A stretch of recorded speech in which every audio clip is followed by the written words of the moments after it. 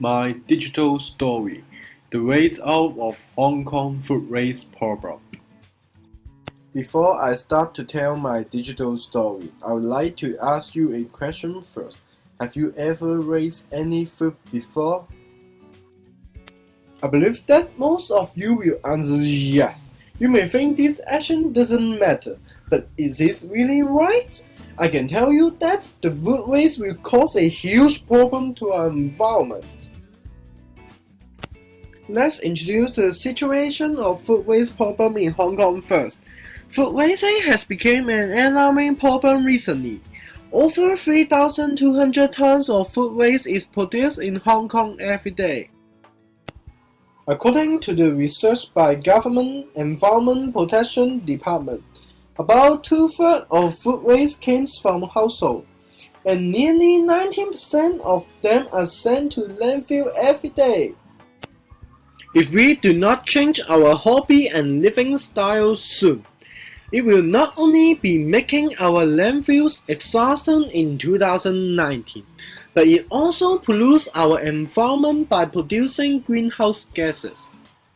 Before finding the waste out, we need to know what food waste refers to. Actually, food waste generally refers to all food remaining before and after food production, food processing, and food consumption. However, food waste can be divided into two types. First type is unavoidable food waste, like food peel and animal bones, which you cannot reduce. Another one can be avoided, such as leftover from over-ordering. What should we do? The action that we should take is to reduce the avoidable food waste, recycle and reuse the unavoidable food waste in order to reducing the amount of food waste. As the old saying goes, prevention is better than cure. Therefore, you will agree that food waste reduction should be pivotal rather than finding ways to treat the food waste. For primary and secondary students, how can you achieve that purpose? You just have simple thing to do. Before you purchase or order some poutines, you should think about you can finish it or not first. If not, why don't you put it down? You just take the food which truly satisfies your need. You may think the contribution which you did may be insignificant, but it still helps to protect our environment. For primary teachers, the method that can achieve the purpose is to educate primary students.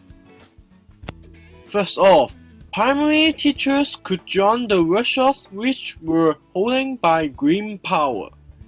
These workshops provide a platform where teachers can learn and exchange food waste ideas from other schools, which have experience and success in food waste reduction and recycling. Second, teachers can use Food for Good at Campus Education Kit, which is published by Green Power to educate students. Inside this kit, it provides real examples to illustrate teachers how to reduce food waste in campus food administration, facilities, and education. Finally, teachers can use it to achieve the purpose which hope the students can reduce food waste. For primary and secondary schools, schools could install food decomposers in campus, providing opportunity for students to turn food waste into organic fertilizers. After using the decomposer, students will have more knowledge about solving food waste, and they will know the difficulties on solving food waste. Finally, students will have a sense of starting to change their living style and hobby in order to achieve zero food waste in campus. Moreover, school also could invite some organizations such as Green Power, Greenpeace, and the Friends of the Earth to hold some talks about reducing food waste by changing daily hobbies. Finally, my digital story comes to end. Food waste problem is important for us to solve it immediately.